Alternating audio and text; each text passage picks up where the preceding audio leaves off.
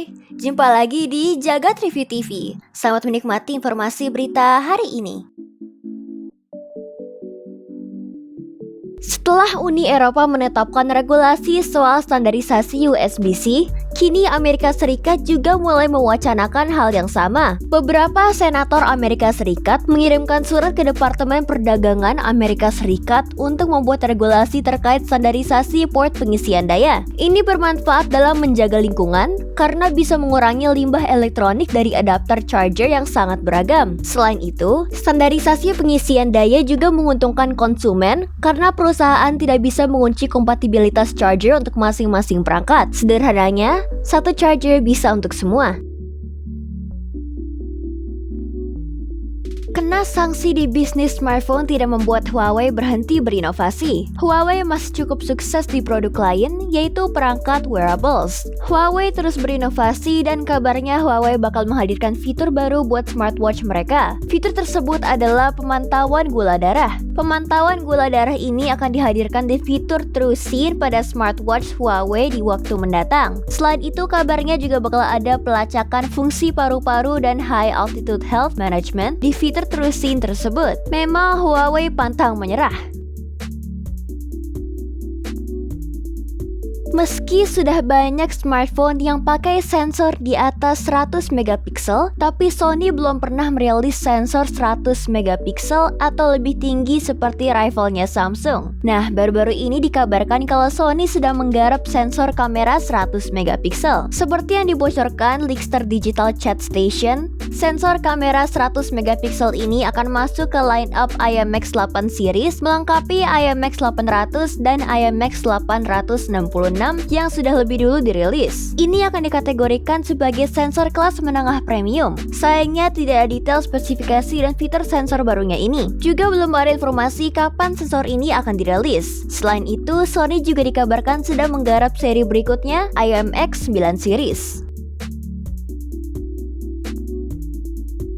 Intel resmi mengumumkan kartu grafis Intel Arc pertama mereka, yaitu Intel Arc A380. Kartu grafis desktop entry level ini menggunakan arsitektur Xe HPG dengan 8 Xe core. Base clock di 2 GHz dan TDP-nya 75 watt dengan dukungan memori DDR6 16 Gbps, bus memori 96 bit dan memori bandwidth 192 Gbps. Tentunya sudah DirectX 12 Ultimate juga mendukung Intel, Xe Matrix Extensions, Xe Media Engine, Xe Display Engine, dan Intel Deep Link. Kartu grafis ini ditujukan untuk gaming 1080p atau Full HD di 60 fps. GPU ini dirilis pertama kali di Cina dengan harga sekitar 2,2 jutaan rupiah. Belum ada info kapan bakal dirilis global. Rencana Intel untuk merilis prosesor Intel Xeon generasi keempat tahun ini nampaknya akan tertunda kembali. Menurut analis Ming Chi Kuo, Intel Sapphire Rapids akan ditunda rilisnya hingga kuartal ketiga tahun 2023 mendatang. Salah satu alasan ditundanya prosesor Intel Xeon generasi terbaru tersebut kemungkinan besar adanya ketidaksiapan dari pihak terkait untuk bisa memproduksi prosesor ini dalam waktu dekat. Ini bukan penundaan rilis pertama yang dilakukan oleh Intel. Mengingat sebelumnya sempat dikabarkan bahwa Sapphire Rapids akan hadir pada kuartal 4 2021, tapi ternyata ditunda sampai 2022.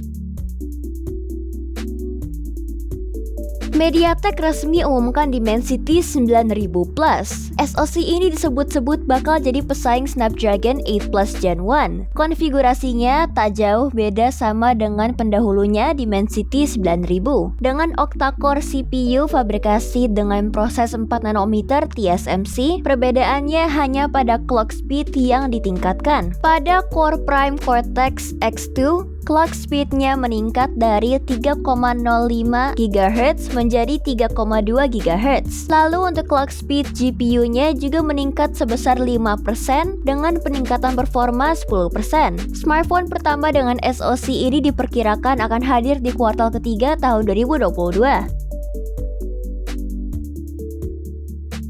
MediaTek dilaporkan memiliki peningkatan dari penjualan chipset hingga 33%. Chipset yang dimaksudkan termasuk Dimensity 8000 dan Dimensity 9000 yang hadir pada sejumlah smartphone flagship dari beragam brand. MediaTek memiliki pendapatan di bulan Mei 2022 kemarin mencapai hingga 52,1 miliar Taiwan dolar atau setara dengan 25 triliun rupiah.